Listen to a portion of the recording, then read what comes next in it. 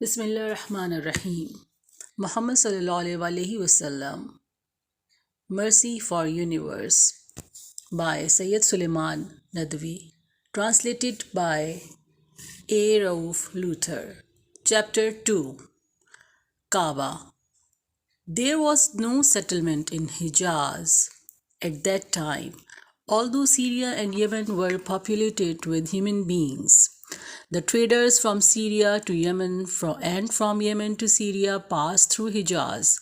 So there was a great traffic of these businessmen and traders in Hijaz. Allah commanded Hazrat Abraham to construct a house of God for the worship by the people in Hijaz.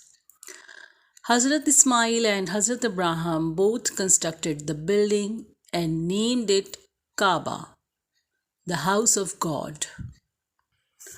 Ismail and his family.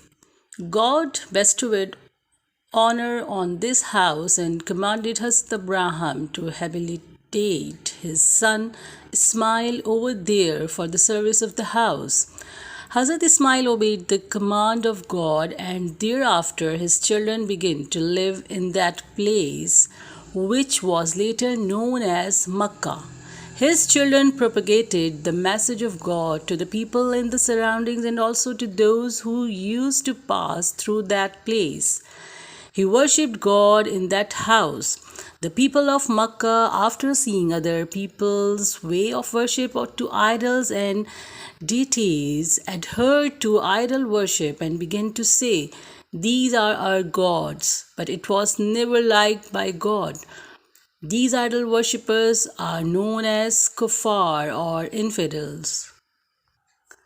Quraysh.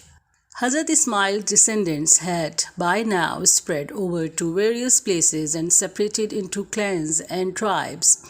But among all of them, Quraysh tribes was the only famous tribe that settled at Makkah, being the guardians of Kaaba, and they were responsible for making arrangements for Hajis who poured therein during Hajj season with respect to accommodation, food, drink, etc. Besides their other duties in connection with the performance of Hajj rites. So this tribe was most respected by the people in that country. Their occupation was trade and commerce. Bani Hashim. There were many clans within the Quraysh tribe, and one of them was that of Bani Hashim. They were the descendants of Hashim who had enjoyed a great reputation during his lifetime. He used to serve the Hajis that came to Makkah and fed them with abundance of food and filled tanks with water for drinking water. He was the Amir of Makkah. He contacted Najashi, the king of Habsha, and Caesar, the king of Egypt and Syria.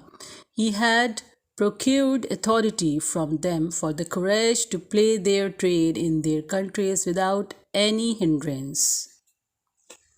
Traveling throughout Arabia, he succeeded to obtain the consent of the Arabs that they would not plunder the Quraysh caravans.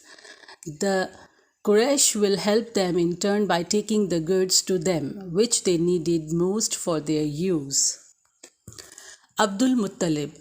Hashim had married in the family of Banu Najjar of Yathrib, now Medina. A son was born to him, who was named Shaiba alias Muttalib. He too became very famous as he grew up to a man. The service of Kaaba was given to him, where there was a well from the time of Hazrat Abraham. It was known as Zamzam. He used to draw water from this well for the use of Hajis. Abdul Muttalib was fortunate to enjoy a long life, and he had 10 sons. Famous among them were Abu Lahab, Abu Talib, Abdullah, Hamza and Abbas. Abdullah was the youngest son of Abdul Muttalib. Very lovely he was. He was married to a girl, Amina, coming of a respectable family of Bani Zohra, a clan of Quraysh. But he died after a few days of his marriage.